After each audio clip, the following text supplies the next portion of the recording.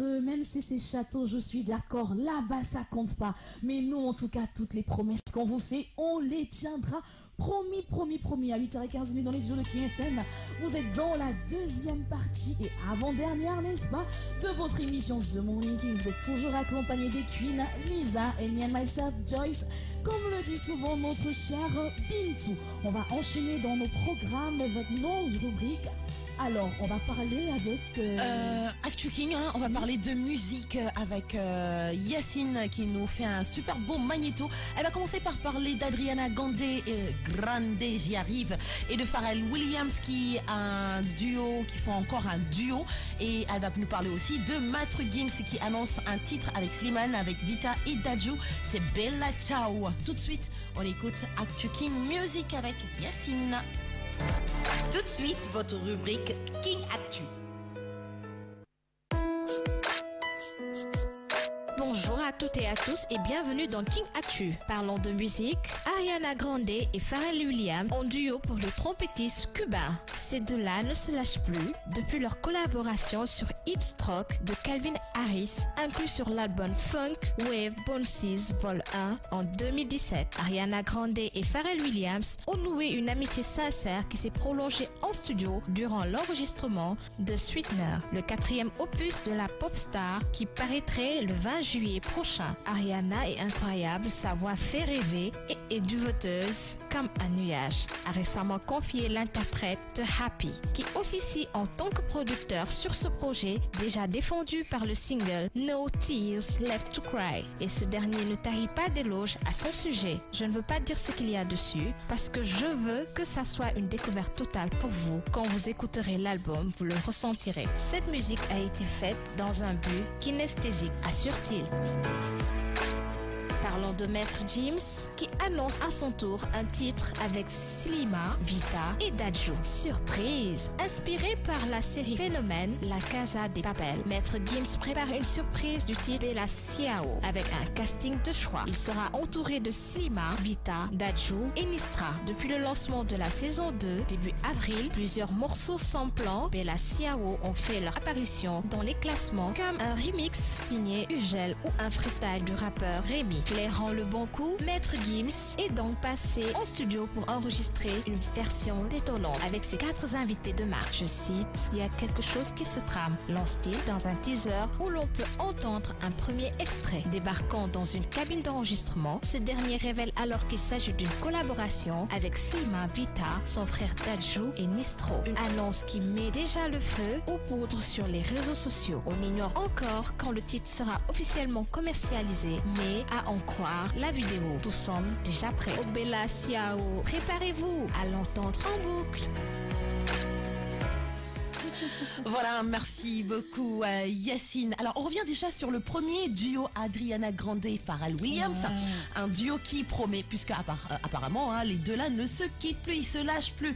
En tout cas, on l'attend cette sortie avec impatience. Elle a dit que ce sera pour le 20 juillet prochain. Adriana, incroyable avec sa voix qui fait rêver et elle-même, elle a un corps d'enfer. Voilà, merci cher pour la partie digitale. Vous qui êtes sur les réseaux sociaux et surtout sur le live Facebook, vous voyez les images. Et puis, Mr. Pharrell Williams qui, comme elle l'a dit, l'interprète de Happy, a déjà défendu son single No Tears Left to Cry. Bon, parlons de Bella Ciao. Alors, Joyce, toi, je suis sûre que tu n'as pas encore regardé La Casa de Papel. Non. Alors, pour tous ceux qui n'ont pas encore regardé, je dis pour tous ceux qui n'ont pas encore regardé, allez le chercher impérativement. Ceux qui sont fans de suspense et autres, c'est un film à regarder absolument. Et comme elle le dit dans le magnéto, en fait, c'est Bella Ciao. Oui, oui. Bella Ciao qui est un cri de guerre qu'utilisaient les comment on va les appeler, les manifestants à l'époque. Et c'est une chanson qui faisait oh Bella Ciao, Bella Ciao, Bella Ciao, Ciao, Ciao.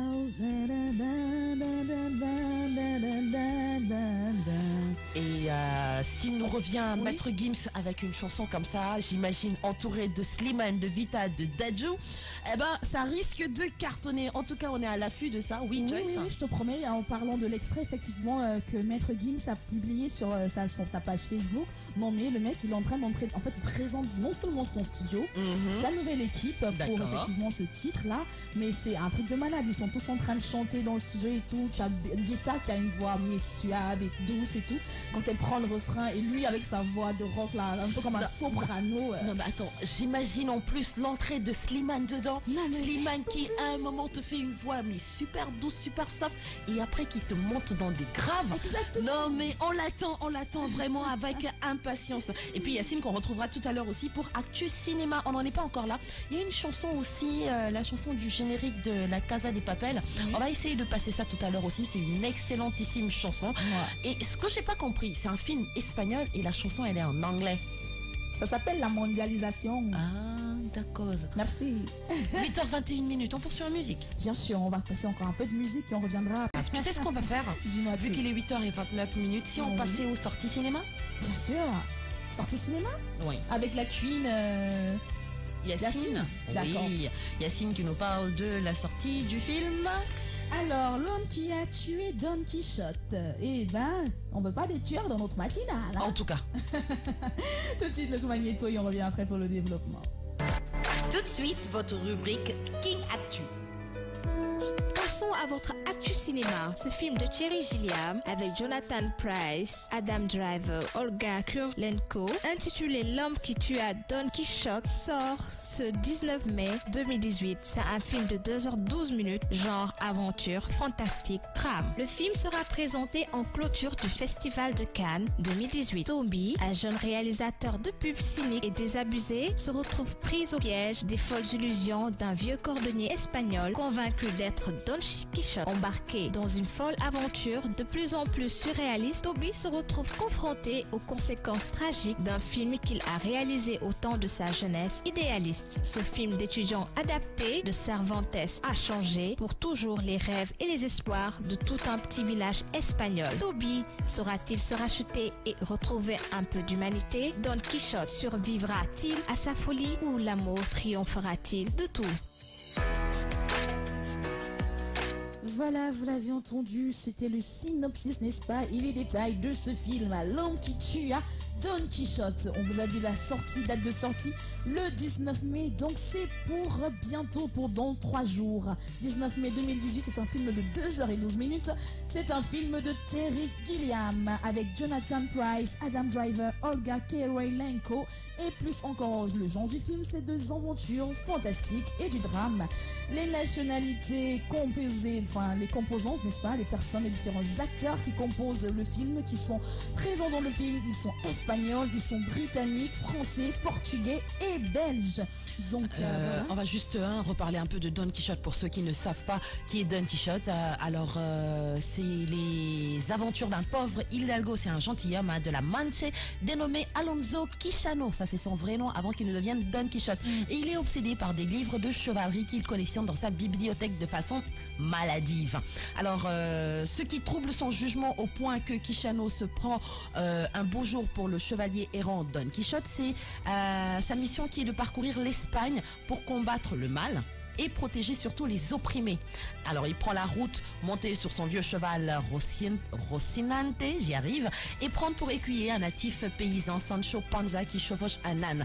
Alors Sancho Panza, si vous avez lu le texte en espagnol, c'est lui qui a le nom de Rucho. Si vous l'avez lu en français, c'est Grison.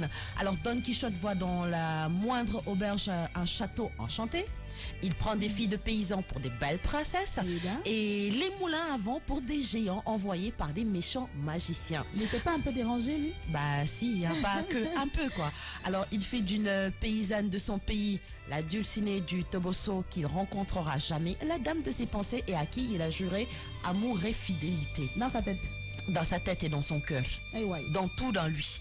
Alors Sancho Panza, dont la principale préoccupation est, comme son nom l'indique, de remplir sa panse, estime que son maître souffre de vision, mais se conforme à sa conception du monde et entreprend avec lui de briser l'envoûtement dont il est victime de sa Dulcinée. Ça, c'est le vrai Don Quichotte.